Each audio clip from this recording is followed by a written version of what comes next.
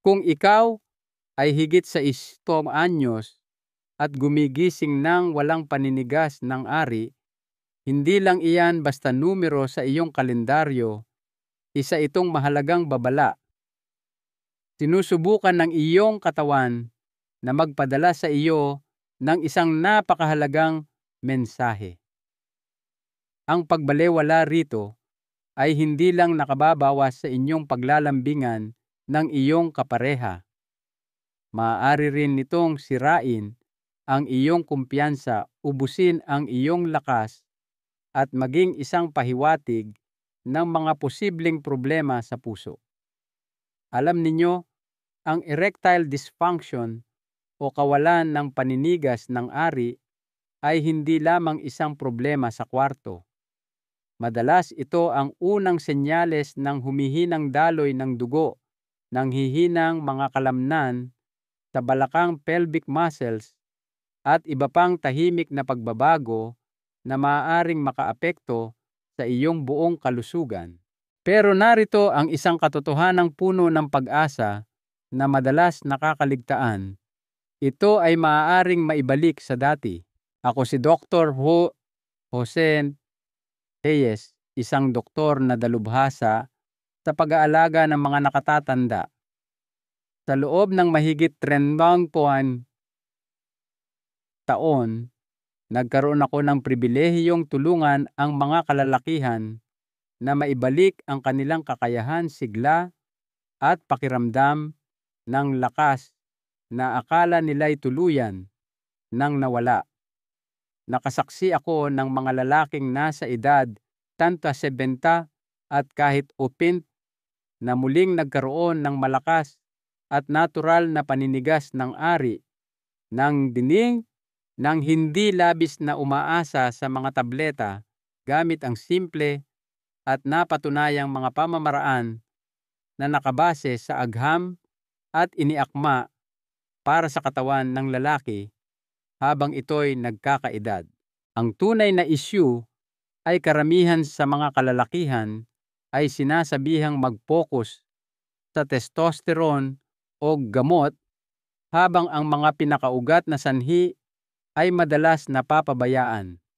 Ngayon, ibabahagi ko ang 4 na partikular na ehersisyo na idinisenyo upang ibalik ang maayos na daloy ng dugo, palakasin ang mga mahahalagang kalamnan at muling buhayin ang iyong kakayahang sexual sa natural na paraan. Ang isa sa mga ito ay bihirang talakayin, ngunit napakabisa na maaaring ikagulat mo. Samahan ninyo ako. Ang pinakamaganda ay paparating pa lamang. Ngayon, simulan natin sa una. At pinakamahalagang hakbang, isang ehersisyo na direktang tumututok sa pundasyon ng iyong kakayahang sexual, ang mga kalamnan sa iyong pelvic floor. Ang pagpapalakas sa mga kalamnang ito ay maaaring lubos na mapabuti ang kalidad ng iyong paninigas at kontrol, lalo na para sa mga lalaking higit sa 60. 1. Pag-activate ng pelvic floor Kegels para sa mga lalaki. Hindi ko malilimutan ang itsura ng isang pasyente, isang 67 taong gulang na retiradong guro na nagngangalang Roberto na mahigit 40 taon ng kasal. Nakaupo siya sa aking harapan, nakayuko ang mga mata, at sinabing, "Dok, mahal na mahal ko pa rin ang asawa ko, pero hindi ko na po maramdaman na ako'y isang lalaki." Ang kanyang paninigas ay unti-unting nawala sa simula hanggang sa tuluyan ng naglaho, tila walang gamot na tumatalab. Ngunit sa loob lamang ng 8 linggo mula nang simulan niya ang isang simpleng gawain na inirekomenda ko, bumalik siya sa aking opisina na may ngiting abot tenga. "Doktor," sabi niya, "pakiramdam ko buhay na buhay ako ulit." Ang gawaing iyon ay ang pag-activate ng pelvic floor o mas kilala bilang Kegels. Ngunit salungat sa karaniwang paniniwala, ang Kegels ay hindi lamang para sa mga babae o para sa pagkontrol sa pag-ihi. Para sa mga kalalakihan, lalo na pagkatapos ng edad sesta, ito ang pinakamalakas at pinakanatural na paraan upang muling buuin ang lakas na sekswal. Bakit? Dahil ang mga kalamnan sa pelvic floor ang direktang responsable sa pagkulong ng dugo sa ari habang ito ay tumitigas. Kapag malakas ang mga kalamnang ito, humihigpit sila upang mapanatili ang dugo sa mga erectile chamber na nagpapanatili sa iyong tigas. Kapag mahina ang mga ito, mabilis na nakakawala ang dugo na nagreresulta sa malambot o panandaliang paninigas. Karamihan sa mga lalaking ginagamot ko ay hindi pa kailanman sinadyang i-ehersisyo ang mga kalamnang ito, ngunit sa sandaling simulan nila lahat ay nagbabago. Nag-uulat sila ng mas matagal at mas matigas na paninigas, mas mahusay na kontrol habang nakikipagtalik, at maging isang panibagong sigla at kumpiyansa. Hindi ito nangangailangan ng gym o anumang kagamitan. Ang kailangan mo lang ay pagiging tuloy-tuloy.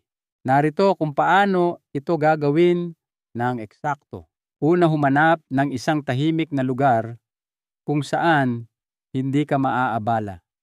Pwedeng nakaupo o nakahiga. Ang layunin ay matukoy ang tamang grupo ng kalamnan. Ang pinakamadaling paraan ay isipin na ikaw ay umiihi at subukang pigilan ang daloy nito sa gitna. Ang bahagyang paghigpit na iyon sa loob, iyan ang iyong pelvic floor. Hindi mo dapat pinipigilan ang iyong tiyan, mga binti o pigi.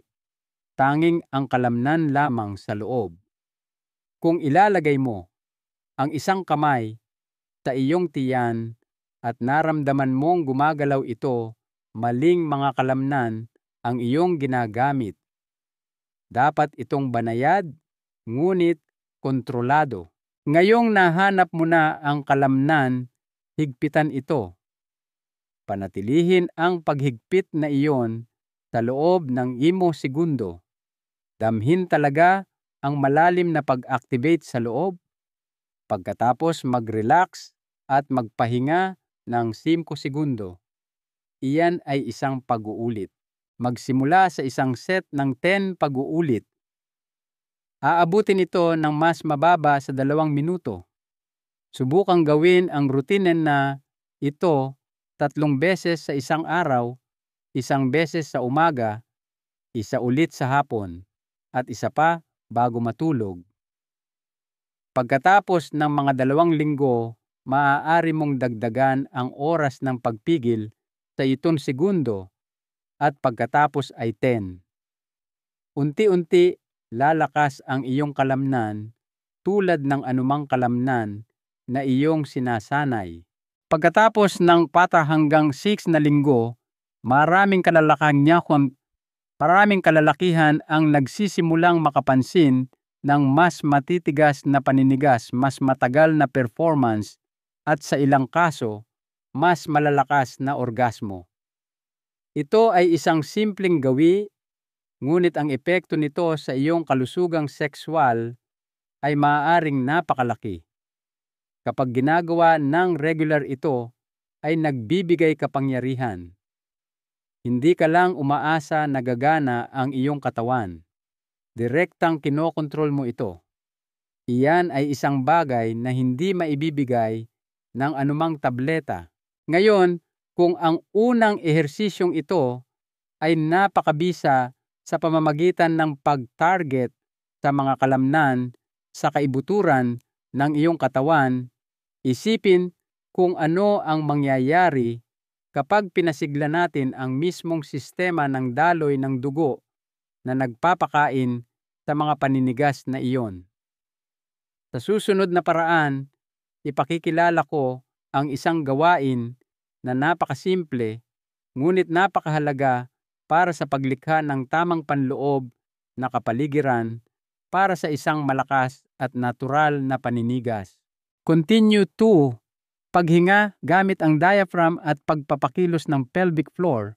Madalas kong naiisip ang isang pasyente na nagngangalang Francisco, isang lalaki sa kanyang unang bahagi ng 70s na malusog aktibo at nagtatrabaho pa rin ng part-time ngunit labis na nadidismaya. Hindi ako makapag-relax, sabi niya sa akin. Kahit na gusto kong makipagtalik, hindi ko magawang makapasok sa sandali.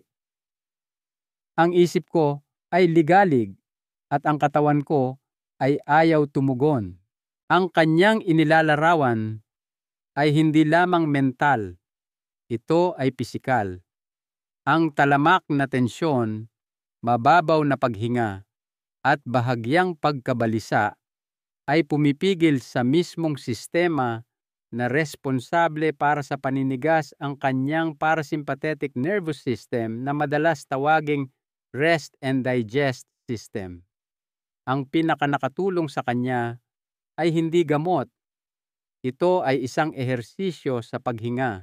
Tila napakasimple para maging totoo, ngunit ang diaphragmatic breathing o malalim na paghinga gamit ang tiyan ay may direkta at malakas na epekto sa iyong kakayahang magkaroon at mapanatili ang paninigas, lalo na pagkatapos ng edad 70.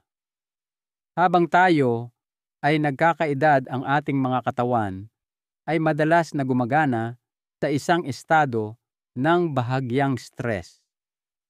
Ang ating mga kalamnan ay nananatiling bahagyang tensyonado, ang mga daluyan ng dugo ay kumikipot at ang ating paghinga ay nagiging mababaw at mabilis, madalas nang hindi natin namamalayan. Ang estadong ito ng fight or flight ay nagpapabawas ng daloy ng dugo sa balakang na siyang kabaligtaran ng kailangan ng iyong katawan para sa pagkaantig. Kapag natutunan mong huminga ng may intensyon gamit ang iyong diaphragm, inililipat mo ang iyong katawan sa rest and digest mode. Ina-activate nito ang iyong vagus nerve, nagpapababa ng mga antas ng cortisol, nagpapababa ng presyon ng dugo, at ang pinakamahalaga, para sa ating layunin, nagpapataas ng daloy ng dugo sa rehiyon ng balakang. Iyan ang eksaktong uri ng sirkulasyon na kailangan para sa paninigas. Kaya paano mo ito gagawin? Una, humanap ng isang tahimik na lugar kung saan maaari kang humiga o umupo ng komportable na may suporta sa iyong likod. Ilagay ang isang kamay sa iyong dibdib at ang isa sa iyong tiyan. Ngayon, huminga ng dahan-dahan sa pamamagitan ng iyong ilong sa loob ng mga 4 na segundo. Habang humihinga ka paloob, pagtuunan ng pansin na maramdaman ang pagtaas ng iyong tiyan sa ilalim ng iyong kamay, hindi ang iyong dibdib. Dahan-dahang pigilin ang hininga sa loob ng 2 segundo. Pagkatapos dahan-dahang huminga palabas sa pamamagitan ng iyong bibig sa loob ng 4 na segundo habang nararamdaman ang pagbaba ng iyong tiyan. Iyan ay isang malalim na paghinga gamit ang diaphragm. Ulitin ang siklong ito sa loob ng 10 hanggang 10 na minuto. Mapapansin mo na bumabagal ang tibok ng iyong puso, nagre-relax ang iyong mga balikat, at lumilinaw ang iyong isipan. Para sa pinakamahusay na mga resulta, inirekomenda kong gawin ito kahit 2 beses sa isang araw, 1 beses sa umaga, upang magtakda ng isang kalmadong tono para sa araw at muli sa gabi upang mag-relax. At kung sakaling makaramdam ka ng pagkabalisa o pagkawala sa koneksyon sa mga sandali ng pagtatalik, maglaan lamang ng 2 minuto upang huminga ng ganito bago magsimula. Ito ay gumagawa ng isang kahangahangang pagkakaiba.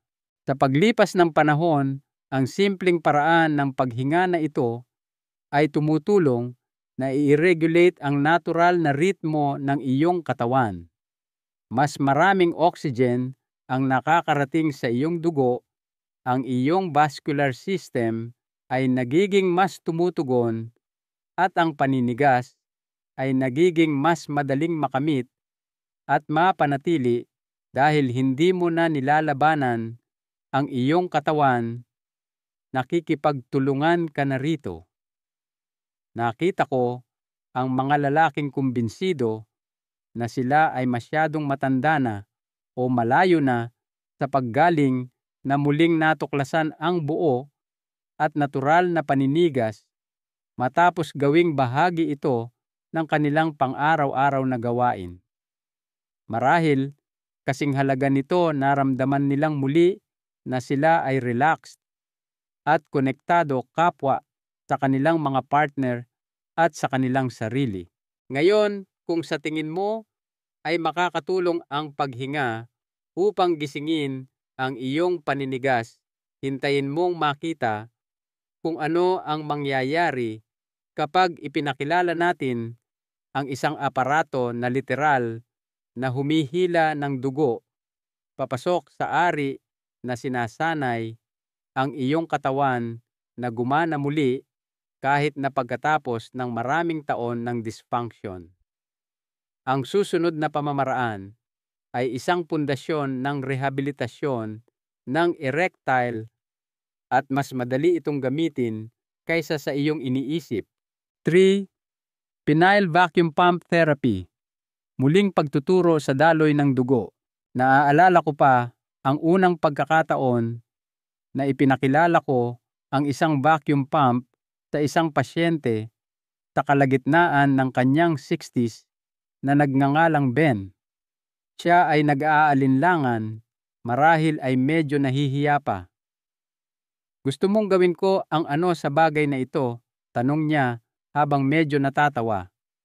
Ngunit nakikita ko na malalim ang kanyang pagkadismaya. Sinubukan na niya ang mga tableta. Naghintay siya, sinisi niya ang kanyang sarili, ngunit walang gumana.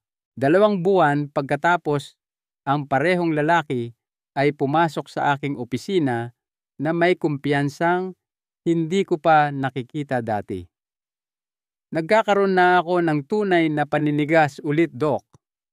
Tulad noong mga nakaraang taon." Iyan ang kapangyarihan ng vacuum pump therapy. Kapag naunawaan mo kung paano ito gumagana, makikita mo ito hindi bilang isang gimmick, kundi bilang isang medikal na kasangkapan upang sanayin muli ang iyong katawan na gumanap sa paraang idinisenyo ito. Habang nagkakaedad ang mga lalaki, maaaring bumagal ang daloy ng dugo sa ari dahil sa paninikip ng mga artery, kakulangan sa aktibidad o mga kondisyon tulad ng diabetes o mataas na presyon ng dugo. Kung walang pare-pareho at malakas na daloy ng dugo, ang tisyu ng ari ay maaaring manghina at mawalan ng pagkaelastiko. Dito pumapasok ang vacuum pump. Gumagana ito sa pamamagitan ng paggamit ng negatibong presyon upang dahan-dahang hilahin ang dugo papasok sa ari na nagpapalawak sa mga daluyan at nag-uunat sa tissue sa paraang ginagaya ang isang natural na paninigas. Sa paglipas ng panahon, pinapabuti nito ang sirkulasyon at tumutulong na ibalik ang sariling mekanismo ng katawan sa paglikha ng paninigas. Ang tamang paggamit nito ay simple ngunit mahalaga. Una, pumili ng isang mapagkakatiwalaan at medical grade na vacuum erection device. Maaari itong manual o de baterya. Ang mahalaga ay lumilikha ito ng pare-pareho at banayad na pagsipsip. Magsimula sa pamamagitan ng paglalagay ng kaunting water-based na lubricant sa paligid ng bukana ng silindro upang matiyak ang isang mahusay na selyo. Pagkatapos ipasok ang iyong ari sa tubo. Hawakan ng mahigpit ang base nito sa iyong katawan upang mapanatili ang pagsipsip at simulan ang dahan-dahang pag-pump. Mararamdaman mo ang presyon na humihila ng dugo papasok sa ari at sa loob ng ilang segundo, ito ay magsisimulang lumaki at tumigas. Hindi ito tungkol sa sexual na pagpapasigla. Ito ay tungkol sa physical therapy para sa iyong katawan. Kapag ang ari ay tumigas na maaari mong panatilihin ang vacuum sa loob ng 10 hanggang 15 minuto. Ang ilang mga lalaki ay gumagamit ng isang malambot na constriction ring sa base upang pansamantalang mapanatili ang dugo, bagaman dapat itong gawin lamang ng may tamang gabay. Ang layunin ay mapabuti ang daloy ng dugo nang hindi nagdudulot ng anumang discomfort o pinsala. Simulan sa paggawa ng routine na ito 3 beses bawat linggo. Ang ilang mga lalaki ay kalaunang dinadagdagan ito sa araw-araw na paggamit, ngunit laging may gabay at hindi hihigit sa 30 minutos sa isang sesyon. Ang mas marami ay hindi mas mabuti. Ang pagiging tuloy-tuloy ang susi. Ang susunod na mangyayari ang pinakamahalaga. Sa loob ng ilang linggo, nag-uulat ang mga lalaki ng mas matitigas na paninigas sa umaga, mas mahusay na tugon habang nakikipagtalik, at maging mas malaking sensitibidad ng ari. Ito ay tulad ng paggising sa isang bahagi ng katawan na matagal nang natutulog. At hindi tulad ng gamot, ang paraang ito ay sumusuporta sa natural na proseso ng paninigas mismo sa halip na lumikha lamang ng isang pansamantalang solusyon. Ang therapy na ito ay lalong makapangyarihan kapag isinama sa unang 2 ehersisyo. Pinapalakas mo ang mga kalamnan, Kegels, pinapakalma ang nervous system paghinga, at ngayon ibinabalik ang daloy ng dugo, vacuum therapy. Lahat ng 3 pangunahing sistema ay nagtutulungan. Para sa marami sa aking mga pasyente, ang kombinasyong ito ang sa wakas ay nagdudulot ng mga resulta pagkatapos ng maraming taon ng paghihirap. Ngunit hindi pa tayo tapos. Mayroon pang isang pamamaraan na bihirang talakayin madalas na hindi nauunawaan, ngunit may siyentipikong suporta hindi lamang para sa mas malakas na paninigas, kundi pati na rin sa aktwal na pagpapabuti sa kalusugan ng tissue. Kung hindi mo pa ito narinig, huwag mag-alala. Karamihan sa mga lalaki ay hindi pa. Ngunit kapag nalaman mo na ito, maaari nitong baguhin ang iyong pananaw sa iyong sariling potensyal. 4. Ang protocol ng penile extender. Ang nakatagong malakas na hakbang.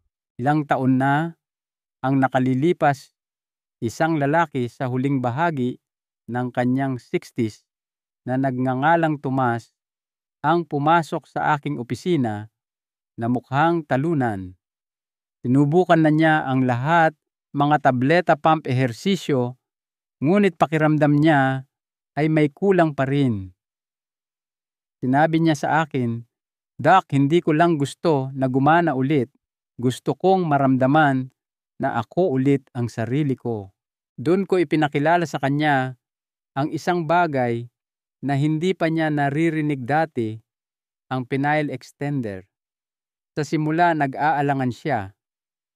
Tila kakaiba marahil ay medyo sukdulan pa. Ngunit pagkatapos ng ilang buwan ng tuloy-tuloy na paggamit, bumalik siya na may tahimik na pagmamalaki. Ang kanyang mga paninigas ay mas malakas at mas matagal, at napansin pa niya ang isang bahagyang pagtaas sa haba na nagbigay sa kanya ng panibagong pakiramdam ng kabataan. Hindi ko akalain na posible pa ito sa edad ko, sabi niya.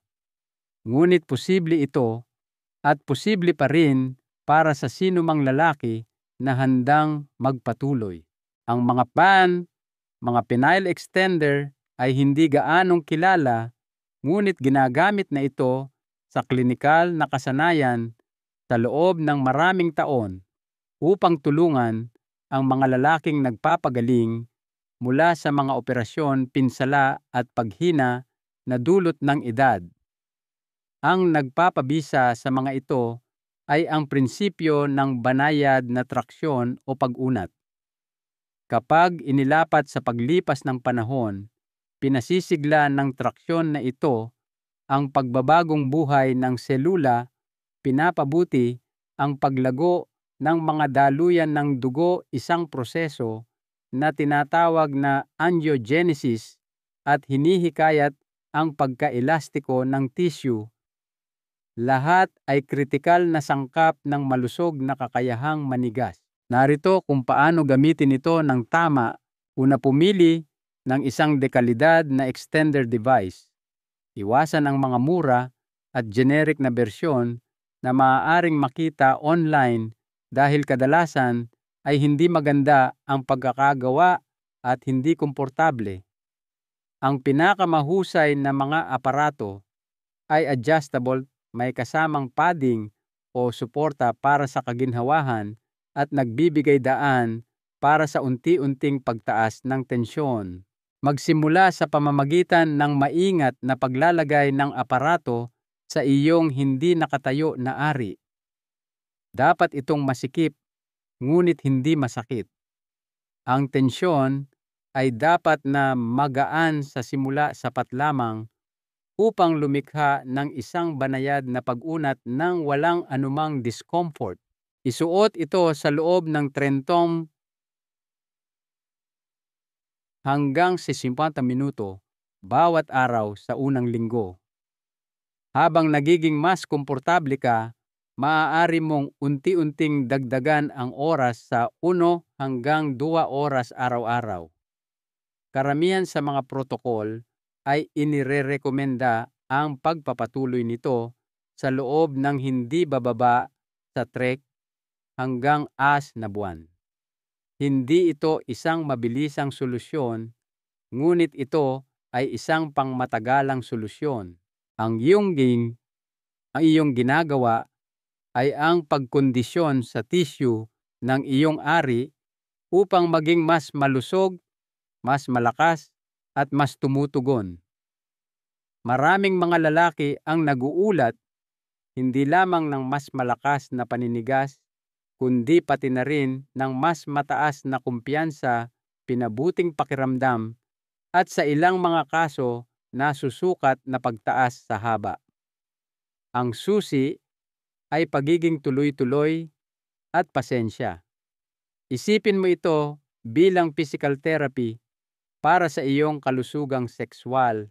Ang nagpapabukod tangi sa paraang ito ay hindi lang ito tungkol sa paggana. Maaari rin itong makatulong sa bahagyang pagkakurbada ng ari performance anxiety at sa psikolohikal na bigat na madalas kasama ng mga taon ng paghina. Nagbibigay ito sa mga lalaki ng pakiramdam ng kontrol sa kanilang mga katawan, isang bagay na madalas na nawawala pagkatapos ng edad 60, at hindi tulad ng mga tableta o iba pang panandaliang solusyon. Ang mga pagbabagong dulot ng paggamit ng isang extender ay maaaring maging pangmatagalan. Nakita ko ang mga lalaking hindi lamang naibalik ang kanilang kakayahang sexual gamit ang aparatong ito, kundi ganap ding binago ang kanilang pananaw sa pagtanda. Para sa ilan, hindi na ito tungkol sa pagsisikap na makasabay. Ito ay tungkol sa muling pag-angkin sa kanilang buong potensyal. Konklusyon, pagsasama-sama ng lahat bilang isang doktor na nagtrabaho kasama ang mga kalalakihan sa loob ng mahigit 3 dekada, natutunan ko na ang pinakamakapangyarihang mga pagbabago ay hindi laging nangyayari sa klinika o sa pamamagitan ng reseta. Nangyayari ito kapag ang isang lalaki ay nagpasya na pangalagaan ang kanyang kalusugan ng tahimik tuloy-tuloy araw-araw.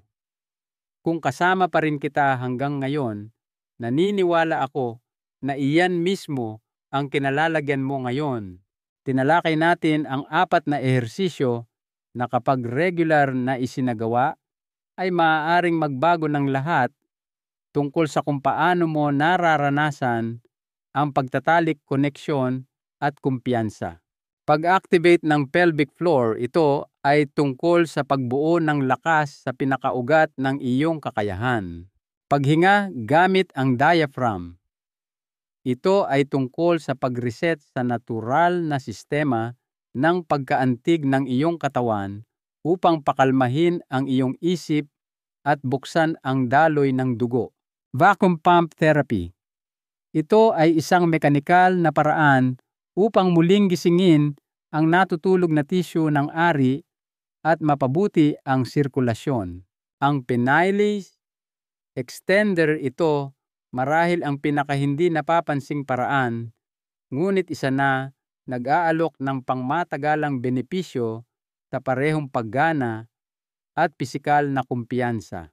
Alam kong maaaring parang napakarami 4 na pamamaraan, mga bagong gawi, mga bagong kagamitan.